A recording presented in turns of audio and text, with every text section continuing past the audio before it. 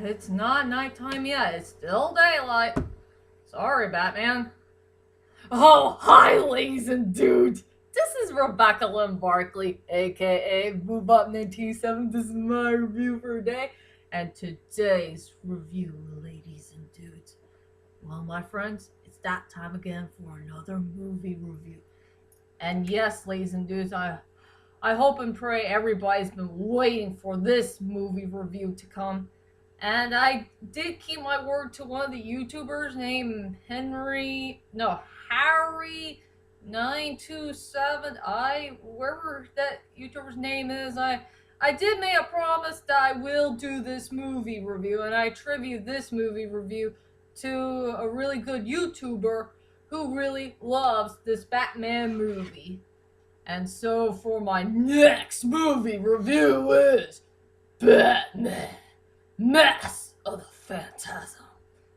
And yes, ladies and dudes, I will let you know this is the only Batman movie that came in theaters. And the saddest part is this poor movie did not do so well at the box office.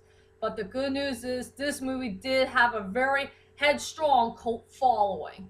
Since everybody grew up with the Batman series, I remember the Batman series a bit here and there, and there's some interesting stuff I love about Batman, but it's a long story that's way too hard to explain. So anyway, without further ado, ladies and dudes, let's head on to movie review number 72 of Batman, Mask of the Phantasm. So, let's get on to my movie review.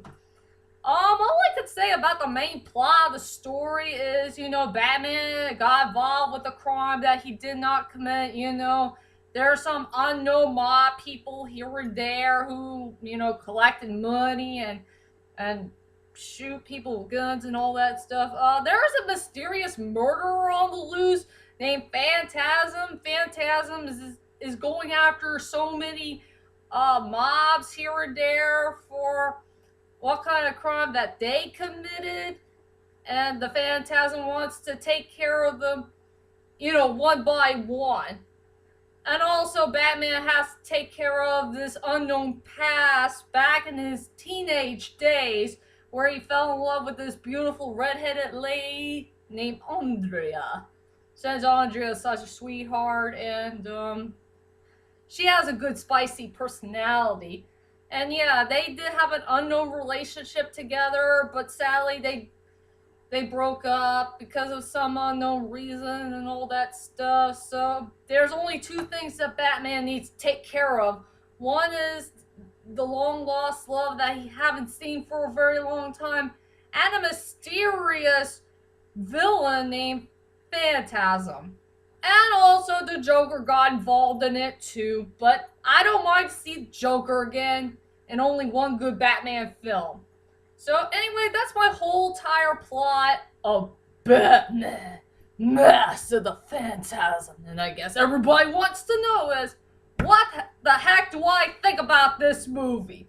Well, to tell you the truth is, ladies and dudes, I freaking love this movie. It's a pretty darn good movie. I will say, definitely one of the best Batman films that I've seen so far. Or sadly, it will be, I don't know. Hard for me to say. But all I could say about this movie, it had a fantastic storyline, has good characters, great animation, a fantastic score, and has so many good adult stuff here and there. But sadly, it only has one little flaw, but this one little flaw, I'm sorry to say. So anyway, here's my strongest points and the weakest points of Batman, Mask of the Phantasm. I will say for my strongest point for this movie, it has to go to the two best actors who played the best Batman and Joker of all time. Kevin Conrad, it's so hard to pronounce his last name. But this Kevin guy, he did a great job as Batman. with his smooth, sexy, and bad A-word voice. And also Mark Hamill as the fantastic Joker. I mean, I love this guy to death. And you'll find out why I love Mark Hamill way better playing the Joker and not him as Muska from Castle in the Sky. And I'll tell you that in a moment. I will say for the two best, strongest points in the movie are the two best actors. One who did Batman and the other who did the Joker. And sadly, my little weak point of this movie, just one little weak point. I think this movie should have been a rated PG-13 film because when I watched this movie very carefully, I think this movie should have fit as a PG-13 film because I think, yeah, there's a little bit of blood and a couple of violent parts here and there. But the only thing that bothered me in this movie, there's a little bit of sexual content in this movie. There is going to be a part where Bruce Wayne and Andrea are going to have sex. There's about to be a sex scene in there when they finally reunited again. Yeah, that was kind of weird, and I think there was another part in that movie where Andrea is talking to that dude, some Arthur guy, whoever. It feels like this guy wants to sleep with Andrea. You know, in the bed. Yeah, that part didn't fit well in the movie, if you know what I mean. So, there was about to be a little bit of sexual content in this film, if you know what I mean. So, yeah, I will say one little weak point of this movie. I think this movie should have been a rated PG-13 film because there's going to be some sexual content going on here and there in this film. Well, if they should get rid of the bit of the sexual content, maybe it will stay as a PG-13. You get the picture. So that's my strongest points and the weakest points of Batman the Mask of the Phantasm. And now let's go on to the characters of the movie. First off, let's go with Batman, played by Kevin Conroy, if I remember right. It's so hard to pronounce his last name. But yes, ladies and dudes, I will say that this Kevin guy who played Batman, he did a well done job playing with our favorite legendary superhero of all time. He had a great storyline, he has a great personality and attitude. He has a fantastic background story about what happened in his past. And also, I want to let you know about Kevin's voice.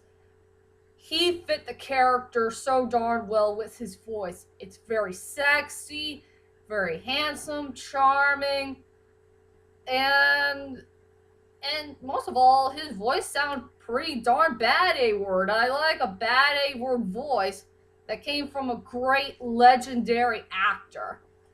And you know about this Kevin guy, he played Batman a whole lot of times. Not just in some other Batman movies that are coming up, on video and DVD. He did continue on playing Batman with some other TV shows and oh man, it's so hard to think about, but oh yeah, video games too. I don't want to forget video games. So yeah, Kevin Conroy, if I remember right, yeah. I will say he deserves to be one of the best actors around who knows how to play Bruce Wayne and Batman very well. But I will say the best part of his voice is he does have a really cool bad A-word voice. A voice that fit Batman just right, if you know what I mean. So he's a good character overall, and I'm sorry it's so darn small. Yep, the second character I want to talk about is the Joker, played by our beloved Mark Hamill. I frickin' love Mark Hamill as the Joker. He nailed that character so darn well with his funny personality, his attitude. He has such a fantastic voice, and Mark Hamill knows how to play a freaking cool villain so very well. I mean, this guy has full of energy, and he never bored me one bit in this movie. He never bored me at all. This character is so darn epic. I love his looks, his design, his dialogues. He has a cool, interesting laugh that really blew my mind. Oh yeah, that Mark Hamill is such a great actor. He knows how to play a villain very, very well. This is his best character in all of voice acting history. He nailed so darn well as the Joker. But we already know that he did retire playing the Joker in one of the video games for Batman, and then he reprised his role one last time for some unknown Batman movie. I forgot what it's called, but this will be his last and final time to play our beloved Joker. And we're gonna miss him playing our beloved Joker.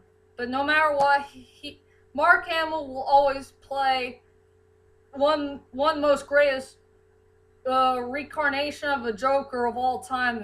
You get the picture. I give Mark Hamill 2 thumbs up for playing our beloved Joker. And this is why the Joker is 10 times better than Muska from Castle in the Sky. Sayonara, Muska! Let's have the frickin' Joker instead! Yippee! Yay! Alright, better calm down for a moment, and I think I'll go ahead and tell you about my final thoughts of Batman, the Mask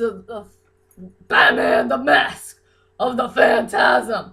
Overall, Batman, the Mask of the Phantasm is such a great movie and an underrated film indeed, with a great storyline, great characters, great animation, great score, and well, this is one of the best films that you'll ever watch in your life, and I really do enjoy this movie very much. But sadly, yes, well, wait for this film.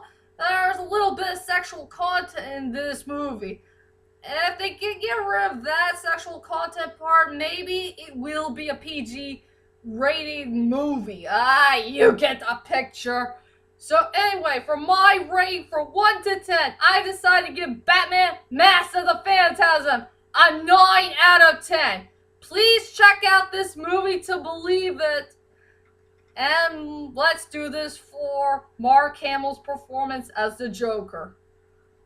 So that's it. So that is my whole entire movie review of Batman, the Mask of the Phantasm. I hope you enjoyed this list. I hope you enjoyed this movie review, and I'm sorry if I go nuts about this movie review here or there. This will be my most nuttiest movie review I did so far. And tell me, ladies and dudes, what is your most favorite actor of all time who knows how to play the Joker very well? Will it be Jack Nicholson? Will it be Mark Hamill? Or Heath Ledger? Well, which one of these dudes are who knows how to play a good Joker, please leave a comment there and let me know. And join me next time as I return to an anime movie review. As I'm going to do my next movie review is Dragon Ball Z movie number 8, Broly, the legendary Super Saiyan. So be prepared for this movie review to come. And I will see you all later. Sayonara!